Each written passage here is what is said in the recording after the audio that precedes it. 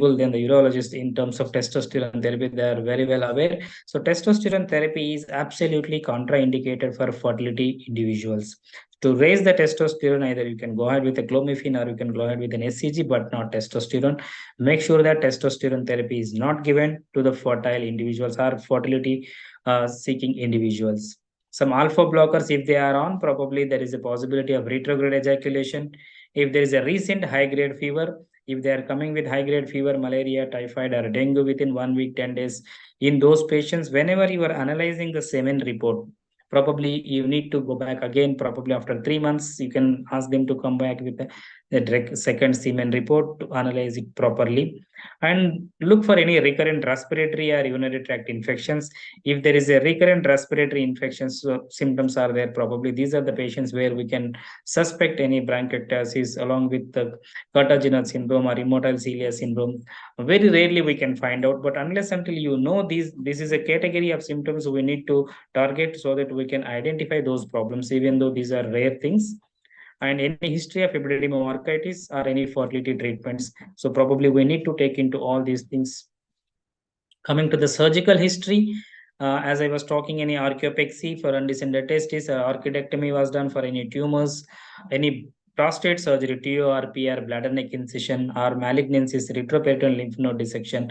Maybe these patients may come up with retrograde ejaculation, or there be a possibility of even emission failure also, depending upon the severity. And if the person has undergone herniorrhaphy in the childhood or adulthood, so there is a possibility of vessel obstruction if it is a bilateral hernioplasty was done. Because mesh will lead to a fibrotic reaction, there is a possibility, and this type of blocks usually we cannot cure it with even with the reconstruction. Very rarely we can identify, and we can do a heroic surgery with the help of the robotic. Then only we can do these reconstructions intra-abdominally. Otherwise, these are the patients with vessel obstructions post herniorrhaphy or hernioplasty. Probably we need to go ahead with the sperm retrievals in these patients. And any previous vasectomy or varicocele surgery or hydrocele surgery. Even hydrocele surgery is also detrimental in majority of the patients, provided it is not properly done. Uh, uh, when patient is undergoing a hydrocele surgery, it is a simple surgery. Whenever they are evaluating and sac is everted, they'll suture close to the epididymis. If it is close to the epididymis, it will block the epididymis in majority of the patients. So there should be a proper gap while reverting the sac. So if it is not done properly, that hydrocele surgery may also lead to an epididymal blockages. And you should also look for any previous testicular biopsy or TISA procedures. Coming to the family here and social history, any genetic reasons, any tight underclothing, occupational stress is there, hot baths, or excessive laptop usages, any driving, cooking, or cycling. These are the areas where the high heat is generated in the genital part. So probably you can advise them to have some cooling things, or they can change the profession for that time being. And is there any exposure to chemicals or heat, smoking, alcohol, gutkha, kaini? These are all occupational social habitual problems. So coming to the female reproductive history, probably this is not the forum. I think IFS is not the forum. Whenever we am talking to the urologist, just we want to have a basic idea as a andrologist or urologist, what is going on with the female partner, whether their menstrual cycles are regular or irregular, any miscarriages are there, any previous failed ART attempts, are they using any OC pills, and what is the age of the female. And provided if you want to go to the depth of the female evaluation, what is the AMH value, what is their antral follicular count.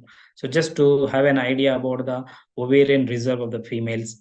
So based on the female ovarian reserve and female plan, if already tubal block is there, for those patients, there is no point in suggesting an IUI. So that is the reason we need to have an idea about what is the female status. So any previous conception in the female suggests there is no tract problem, reproductive system, congenital issues are eliminated. Coming to the examination, any secondary sexual characteristics, any hair distribution, body habitus, whether it's unicoid body habitus, any gynecomastia is there, thyroid or obesity. These are the things you can see here, deficient virilization. So these things doesn't require any sophisticated equipment to diagnose. If you have a vision and if you know the history properly, so probably we can identify. And coming to the examination, so focused genital examination, this is very, very important. So how is the penis? What is the meatus? Any hypospadiac meatus or epispadias or meatal stenosis is there. If the person is having an hypospadias, that is a mid-shaft hypospadias or perineal hypospadias, they cannot deposit their semen into the partner. So just we need to have a look through the penis tip. Is there any tight phimosis is there? They may face some difficulties while having intercourse, any curvature. You can see here a curvature. So these are the mechanical problems for the intercourse. Some VXO changes, there is a possibility of the structure in these individuals. So where the volume of the semen may be low, or they may not ejaculate properly, or there is a delay. You can see here the stricture with an RGU and meatal stenosis and then hypospadiac meatus here. So coming to the testicular volume, so what is the position of the testis, whether it is normally descended or undescended testis? If it is descended, what is the symmetry, whether it is a small or normal, low normal testis? If it is a very small testis, which gives a rough idea about there is a lack of sperm production. If high normal, there is a possibility of an obstruction. So what is the consistency of the testis? It is soft or if it is a soft, impaired sperm production. So whenever I am having a finger on the testis to any male patient. So my diagnosis is reasonably clear in those patients. If testis is of normal size, form, it is not soft, and maybe I can say Indian patients with predar archidometer around 12 to 15. So I'm not going to deal with the patients of usually non-obstructive. Still, it is possible where FSH can be normal, but that's where it gives clues towards an obstruction or non-obstruction. That is the reason physical examination is mandatory, in which it will give a lot of clues for us what is going on with the patient. If it is a very soft testis, but it is a normal size, still I consider it is a very poor quality testis. So how can we measure the volume? It can be a predar archidometer, or it can be a Takehara archidometer or calipers you can use. I routinely use predar archidometer, which is easy. And coming after examination of the penis and testis, you need to examine the epididymis. So if it is irregular, indurated, and tender, so suspect there is a possibility of either acute or chronic epididymitis in those patients. If it is very turgid and you are easily palpable epididymis, so probably there is a possibility of obstruction in those patients. In case of non-obstructive agiospermia, epididymis is usually small, it is empty or flabby, and difficult to palpate in those patients. And how to identify these things? So just we need to practice, especially the post-vasectomy patients. You can identify better that epididymis, turgid epididymis, so that you know what is normal, what is abnormal. And you should also look at the spermatic cord, whether it is normal spermatic cord or it can be thickened spermatic cord. So especially in our area, there will be a funiculitis or filarial infections. And we can look at the scrotal skin also, whether it is a thick skin or normal skin. So that also gives, because a lot of times we can see scrotal dermatitis in majority of the patients, where we can start with the topical steroids, and you can see the improvements in the sperms. And use your fingers. So congenital absence of the vas difference, which is a clinical diagnosis. So that's where physical examination is very, very important. So initially you can miss one or two cases, but otherwise you should not miss any case of vasoplasia. Uh, so it is a physical examination finding, and there is a very rarely you come across where you can feel the vas, but sometimes the volume of the semen is low. If you go for fructose, that is negative, and if you do an MRI, vas may be absent intra-abdominally. So very rarely we come across these things, what is called segmental vasal absence. But otherwise, we need to feel the vas within the spermatic cord, which rolls under your fingers with a hard, slippery one. So if you make a practice, probably you can easily identify the difference in patients with vas absent. So it is a clinical diagnosis. There are incidences where people have undergone planned for surgery, exploration, and reconstruction, but unfortunately, they have missed the vas absent on the physical examination. So if you go and search during surgery, you don't find anything. So, and digital rectal examination, whenever patient is complaining of any ejaculatory pain or penis pain or testicular pain, so or perineal pain, low backache, these are the patients with acute or chronic prostatitis, where digital rectal examination is important. And majority of the times, either your truss or even routine ultrasound, which will be normal, unless until you do the digital rectal examination, you cannot identify these patients. These are inflammatory prostates, nothing will pick up. So your finger is very, very important. So where you can identify the vas difference, you can identify that volume of the testis, you can identify the epidermis, whether it is flabby or turgid, or you can identify whether prostate is tender or it is enlarged. So alpha is the vas difference. Coming to the varicocele, which is also a clinical diagnosis. All the guidelines are based on the clinical diagnosis. So it should be in a warm room, standing and supine position with Valsalva maneuver. You can identify. These are the grading system, 1, 2, 3 grades. Um, and prognostic factors of male infertility, duration of infertility, primary or secondary infertility, results of semen analysis, age and fertility status of the female partner. We need to take all these things into consideration whenever we are managing or we are planning we want to have an action plan to the couple. So what is the basic evaluation? So at least you should have a semen analysis, two semen analysis, abstinence period of 2 to 5 days or 2 to 7 days, what WHO recommends, and keep at the body temperature. Bring the lab within one hour or 1.5 hour. And technique, either it can be masturbation or special sperm friendly condoms. And we should analyze these things whenever you are ordering any patient to have a semen report. Don't to be too rigid to have a 2 days, 3 days, 4 days, or 5 days. So why this WHO guidelines have come into picture? Just to standardize the values. But if the person is not able to give the sample or is facing some difficulty, or that is a precious sample which has come after vibrator therapy, so probably we need to analyze the sample and we should know the limitations. If there is a less than 2 days abstinence is there, probably we should know that there is a volume may be less. As he has ejaculated early, the count motility may be little bit lower side, but at least we know in certain individuals where there is no semen report at all. In those patients, even that report gives you some clues whether sperms are there or not, what is the volume. So you should understand as a clinician what are the limitations of these guidelines. Okay, some patients they'll tell after 1 month, even there is abstinence of 1 month. They are coming from far away place where he cannot come back. It is difficult for him. So in those patients, you can accept the sample, but you should know that this is a sample given after 1 month of abstinence. So probably volume may be high, even motility goes down, and dead sperms will be more. You should analyze in that way your semen report. So coming to the semen culture, so in the semen analysis, probably people should understand exactly what are the round cells.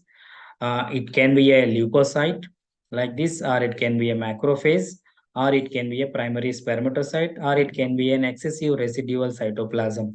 So probably we need to understand all these things. All round cells are not pus cells. 95 to 96% of the laboratories, they don't do a special test called ENS test or leukocytospermia test. Simply all the round cells, they mention it as a pus cell, but unfortunately we are thinking those are the pus cells and we are treating with empirical antibiotics, which is not good, which will lead to an antibiotic resistance, and also it is not useful to the patient. So whenever more round cells are there, so probably we need to go ahead with an leukocytospermia test or ENS test, then only we can go for the culture if it is positive.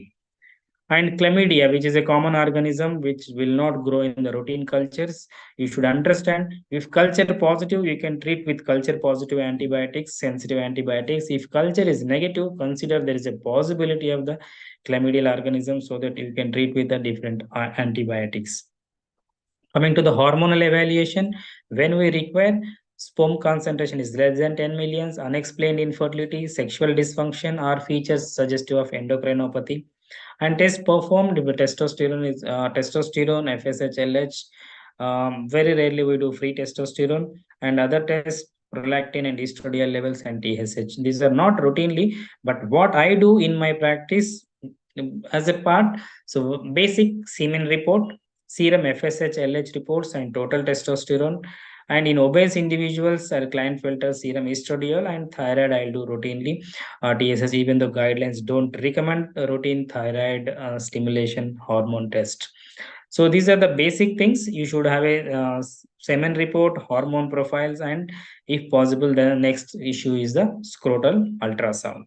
So when even though there is a lot of discussion in n number of scientific forums whether to have a routine ultrasound or not.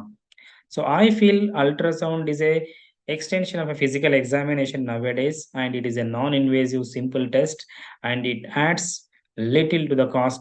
So probably I prefer we can go ahead with the routine ultrasound in individual, but we should know what are the limitations of the sonologists also, because they are not comfortable in doing proper ultrasound scans.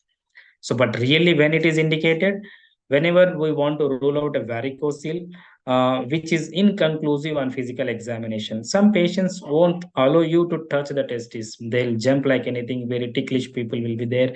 Or some people, there is a obesity, or post surgery, or post hernia surgery. These are the patients probably we cannot do anything. Our physical examination is difficult. So otherwise, re-evaluation of varicoceles when after surgery, if there is a recurrent varicocele is there or persistent varicocele is there, and to look for any testicular mass or atrophy. So, but not all infertile men need a testis sonogram, but it cannot substitute a thorough physical examination. So we should understand physical examination is very, very important, even though it is difficult for the gynecologists or female fertility specialists to have a male examination. Those people probably they can have a properly trained sonologist, because radiologists they'll write testicular measurements, they'll not give the volume, they'll not look at properly in a standing position to look for the varicocele. So probably you can train your sonologist consistently, having a single radiologist, probably they can give a better results as a surrogate to the physical examination. But nowadays even urologists or andrologists are more inclined towards an andrology practice. Probably you can get all the uroandrologist in your area, you can take their help. Transrectal ultrasound, and it is not a routine test.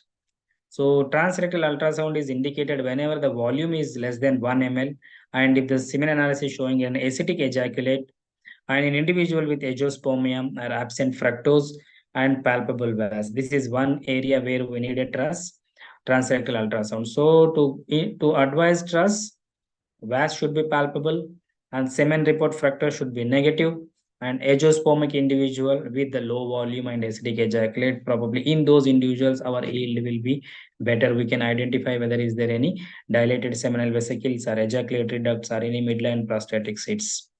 And another investigation, MRI of the brain. So very rarely, maybe in the last 10 years, I have seen around 10 patients maybe with the prolactinomas. So you should have in the history, whenever you are having a prolactin hormone is little bit higher side. So in those patients, probably you can ask them for any vision disturbances are there, any headache is there. Retrospectively, you can look again the prolactin hormone levels if it is high. So probably in those patients, not the marginal elevation, maybe 25, 30, 40. If it is goes up to 200, 300, in those patients, the high chance of having a pituitary micro or macroadenomas. Coming to the genetic testing, so non-obstructive agiospermia and count is severe OAT oligoestenoteratoi in those individuals, karyotyping and Y chromosome microdeletion assay. And in case of vas aplasia, obstructive agiospermia, CFTR screening is needed. If both all three tests are not needed in a single individual, majority of the times fertility people are writing these as a routine, but CFTR assessment is required only in case of vas aplasia, not to everyone. So genetic counseling is needed if there is a genetic abnormality. So biopsy only in equivocal cases, whether it is an obstruction or non-obstruction. So it should be done in a fertility facility where sperm cryopreservation is there. So this is the indication where normal size of testis is there, hormones are normal. We can go ahead with a testicular biopsy, diagnostic biopsy with the freezing. And it is not indicated when small testis with very high FSH or karyotypic abnormalities are there, and Y chromosome microdeletions, diagnostic testicular biopsy is not indicated. And advanced sperm function test, probably the earlier speaker nicely highlighted the importance of all these tests. I will not go into the depth of these advanced sperm function test, and these are the indications when we need to go ahead with an advanced sperm function test.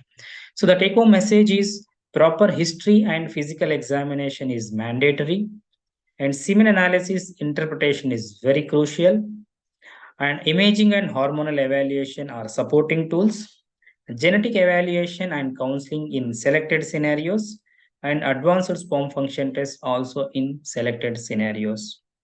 Thank you. Thank you for patient listening. Thank you so much, sir. Despite all the technical glitches, ultimately we could listen to your wonderful lecture. So any questions from the audience?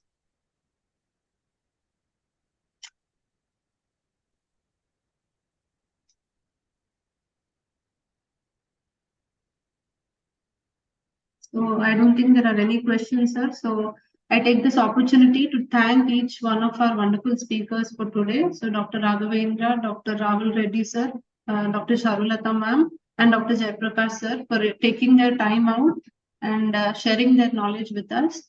So as Siddharth sir has already said, male infertility is something which is less talked upon. But these days we are facing more and more of these male infertile patients. So I'm sure their inputs will help us improve our clinical practice. So thank you so much. Siddharth sir, over to you, sir. Yeah, Dr. Suma, actually we were announcing about the quiz, and to my observation, only 2 candidates have given their names. Anyone whom I have not seen or missed in the chat box, whom you have come across? Because Dr. Sushma and Dr. Sai Meghna, if I'm correct. Yes, sir. I see only 2 names. Okay. So, they can unmute themselves, because if they both are there, there's no need for connecting a screening round, because we need to select 2 candidates. If they both are ready and the 2 candidates is fulfilled, so we don't have to really connect a screening round. That's what I think so. So if both of them can unmute themselves, Dr. Sai Meghna, Dr. Sushma, please.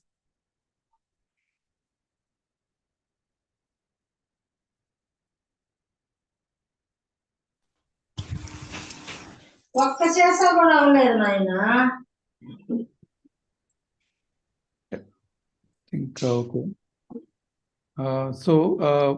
To both of them, so you have to register for the Fertivision 2023, which is going to be connected in Delhi from 8th to 10th.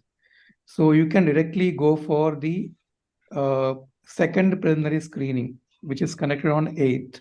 The timings will be told to you, but better to be there by morning on 8th. So this is at Gurugram at Hotel Leela Ambience. So that is the venue of Fertivision 2023. And anything else, Dr. Suma? So the criteria for participation would be, the age should be less than 35 years, and they should be within 5 years post PG completion. And if they are already doing their post graduation, welcome, or they need to be reproductive medicine fellows. So any one of the criteria, one or more of the criteria should be fulfilled. So can they confirm? Okay. Yeah, is it Dr. Sai Meghna, right? Yes, sir. So please give your names to our Joint Secretary, Dr. Suma Varshagar, and I can, Dr. Suma, otherwise, Yes, can we post your number, or whichever number whom they can contact, if not your number or something? Can it be put in the chat box? Yes, sir. Sure, sir. So you can post that in the chat box so that they will Yes, give the details. So all the details should be given to Dr. Suma Varsha madam. Okay, sir. Yeah. Dr. Sushma, you're here? Yes, ma'am. Yeah. Okay. Just get in touch with me. I'll guide you. So meanwhile, I think we can close the session, sir. I'll talk to Sai Meghna. No, any final announcement, anybody who is interested in the quiz, because if there are more than 2 members, we need to connect a screening round. So if there are none, yes. Yeah, finally we can close this session. Yeah. So session is recorded, so we can. I'll try to get a recordings for that and share among the members for the benefit of for the academic benefit. Thank you, sir. Thank you so much. Thank you all the delegates once again. Good night.